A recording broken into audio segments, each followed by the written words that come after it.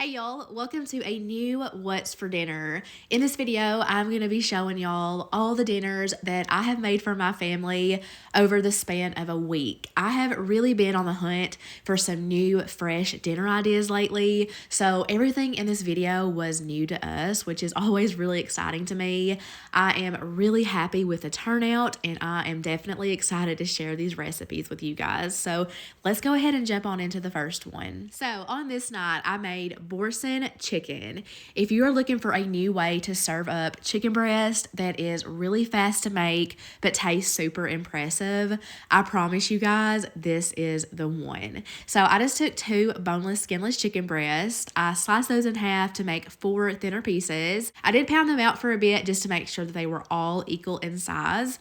Then I seasoned it on one side. So you can season it however you want to. I went with some garlic salt, black pepper, and onion powder. Next, I heated up about a tablespoon of olive oil and a tablespoon of butter. Once it was nice and hot, I dropped in my chicken.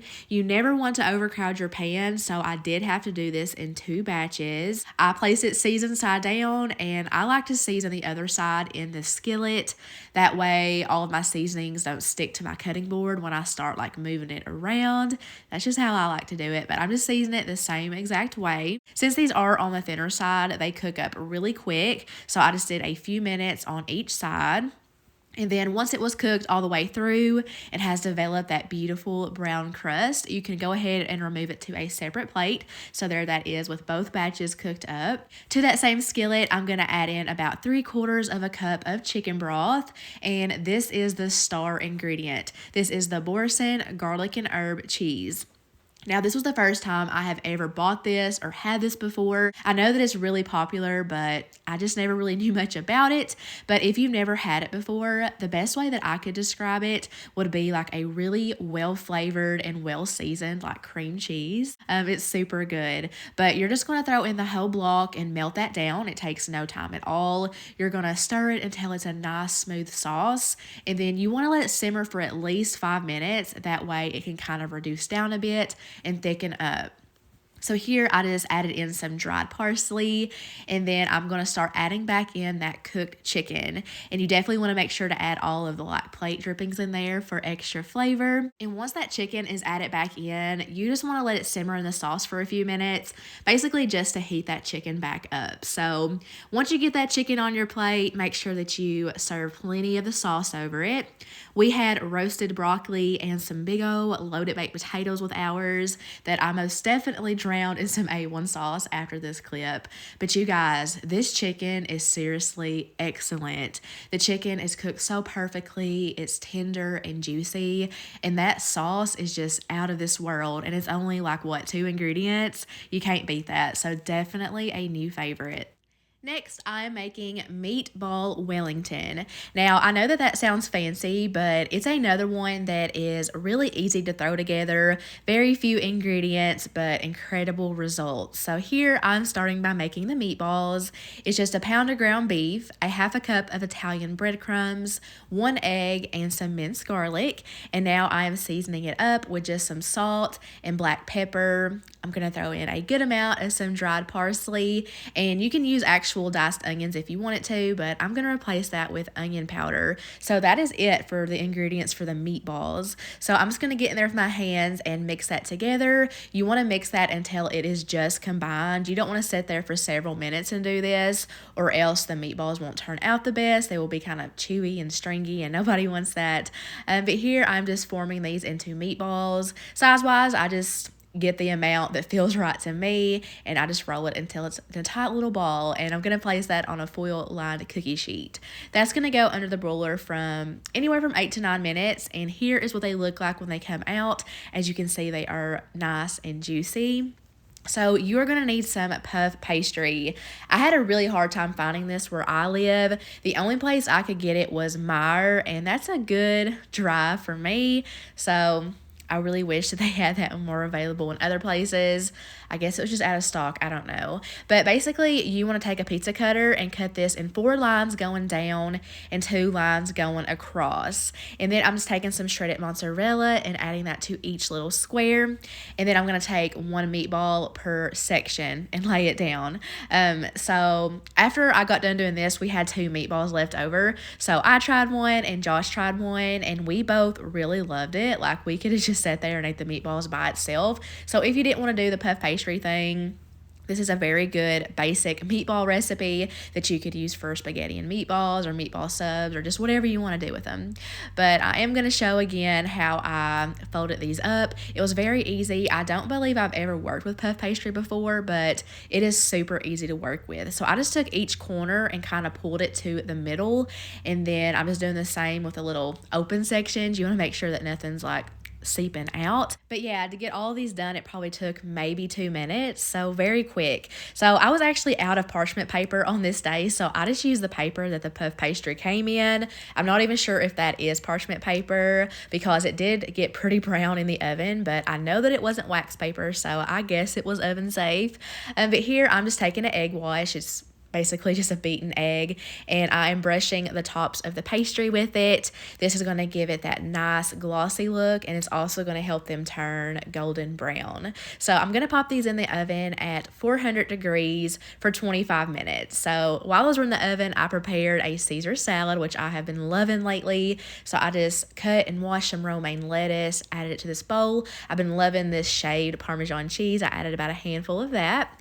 I'm doing some Olive Garden croutons. And you guys, this Lighthouse Caesar dressing is the best Caesar dressing that I have ever bought. It is so dangerously delicious. I added about 3 heaping spoonfuls of that, and I am just mixing it all together, and that is it. This is pretty much a salad for 2. I cannot get my kids to try this. I have tried, but doesn't that look so refreshing?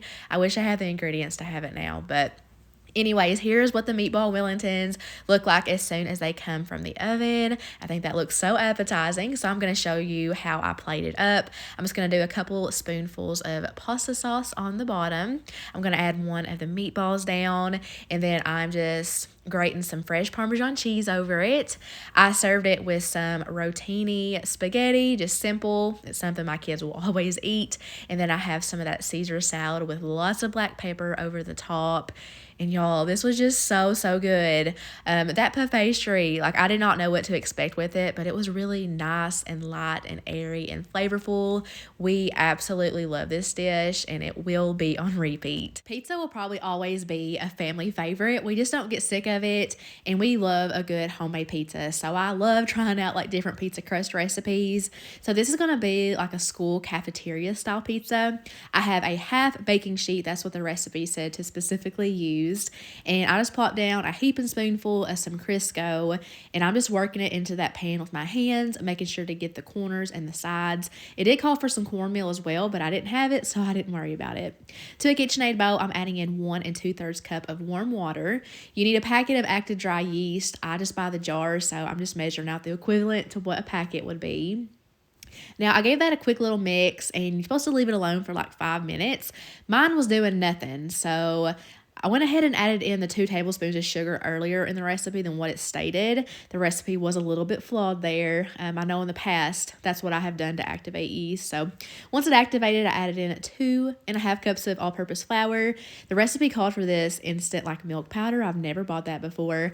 I don't know what it does, but I added in 3/4 of a cup of it, a 1/4 teaspoon of salt, and 1.5 teaspoons of olive oil. Now, I know that's a lot to remember. This recipe will be in my description box if you're interested. But I let that mix with my whisk attachment for 10 minutes. I'm not sure why it needs 10 minutes, but I'm just doing what it said. So I poured that out into my baking sheet. I really love that it's a pourable crust. I don't believe I've ever worked with one like that. I can't remember, but, you know, something different, kind of neat. Don't have to worry about kneading it and letting it rise and all that. But you do let it sit for 20 minutes before you bake it, and then you bake it at 425 degrees for 10 minutes, and then you can start loading up your toppings. So be as creative as you want to with your pizza.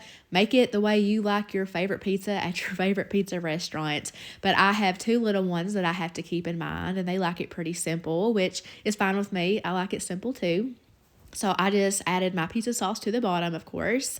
And I did cook and crumble up one big sausage patty. My kids love sausage and they just recently started liking it on their pizza. So I added that to the sauce. I like to do it under the cheese. That way it doesn't like dry out. But now I'm just adding my mozzarella cheese. I did have to open up another bag just to fill in the gaps. And then I am going to load this up with pepperoni. So this is actually turkey pepperoni. That's all I had on hand, but we all really like it. And I also really like that it doesn't put out pretty much any grease like regular pepperoni would when you go to bake it. But after I got the pepperonis loaded up, I have been loving jalapenos on my pizza if I order it from somewhere. So I decided to just put a few on one slice for me. But I didn't really like the pickled jalapenos. Next time I would definitely do like a real jalapeno that I cut up myself. But I popped that back in the oven for about 12 minutes. And I cut it into 8 big sections. And here is the finished product. I like to top mine with some Frank's Red Hot Sauce. I wanted to show y'all how well it came up out of the pan because I was worried about it, especially where I didn't have the cornmeal, but it was very easy. It didn't stick at all. And I just served it with another Caesar salad, but this time the only difference, I did add some diced tomato to it. But this pizza was really, really good. I really did end up loving that crust recipe. I love the taste and the texture of it. I would definitely do it again. Like I said, my only problem with those jalapenos, I wish it was the real deal. But other than that, big hit. I have been wanting some new pot roast recipes, so I'm trying out this Italian pot roast. It had really great reviews, so I was really excited to try it. So I'm going to start by measuring out 1.5 cups of tomato juice. I'm adding in plenty of onion powder and minced garlic. I'm also adding a good amount of black pepper. I'm going to throw in 1 packet of some au jus gravy mix, as well as 1 packet of this zesty Italian seasoning. I just went ahead and bought the box because we absolutely love that stuff, and it's a better value, but I'm going to get that mixed together really well just until everything's incorporated, and then I'm going to go grab my chuck roast. So as you can see, this is about 2.5 pounds, and I bought it on sale for $12.52. I only buy these when they are on sale, but I'm going to plop that in my crock pot. You could definitely sear this off first if you wanted to. I do that with a lot of other roast recipes, but I was so sick this day, which is why I picked a crock pot meal, so I just threw it in, added my liquid on top, and I cooked mine on low for 7.5 hours. This is my crock pot that cooks really hot, so it takes less time, but you will know when it is done, when it flakes off so easily, and as you can tell, that is just so tender. So off camera, I went in with 2 forks, shredded it all up, got it really incorporated with that tomato gravy, and you guys, this is so crazy flavorful and just very unique. I'm going to be serving it over some Parmesan risotto. I have never had that before, never made it, so you need to start by heating up 6 cups of chicken broth in a separate pot. To a large skillet, you heat up a little bit of olive oil. You need this specific type of rice, and you need 1 pound of it for this recipe, so I did have to weigh it out on my food scale. I threw that in my hot skillet with the oil, and I'm just going to stir that until the oil is absorbed, and then basically you add in 1 ladle of heated chicken broth at a time. You have to continuously stir this, and you just stir it until all of the broth is absorbed, and you just repeat that until all of that chicken broth is gone. This is a pretty high maintenance side dish. Like I said, I was not feeling good this night, and I instantly was regretting it.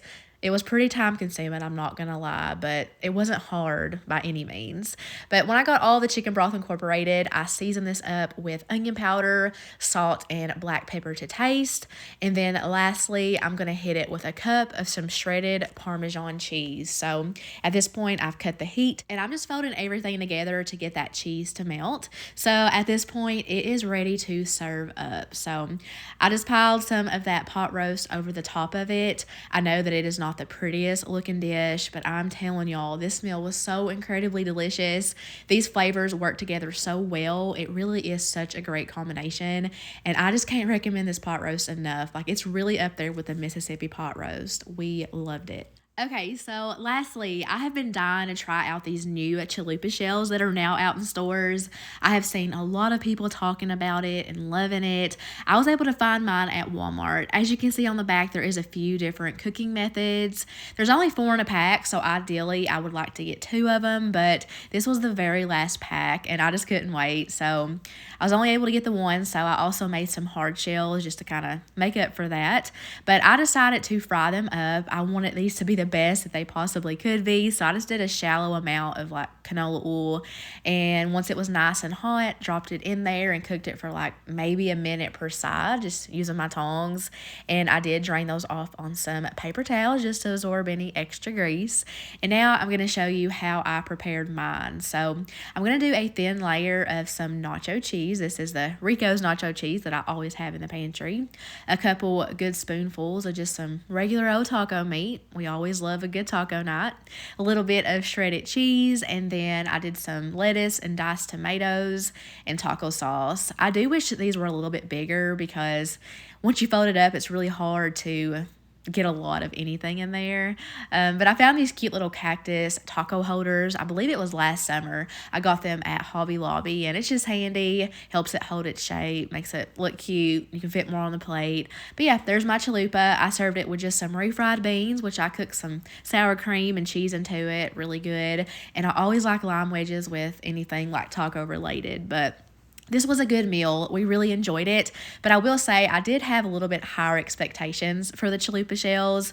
It kind of reminded me a little bit of like canned biscuits, like if it were to be fried, and I'm not a big canned biscuit fan. I don't know if that's just me or what. If you've tried it, let me know what you think. Like I said, they weren't bad or anything. I just kind of prefer a hard shell, but that is all I got for today's video. I really hope that at least one recipe caught your eye and could help with your meal planning. That is always my goal, but as always, thank you guys so much for watching. I hope you have a great rest of your week, and I will see you in the next one. Bye, guys.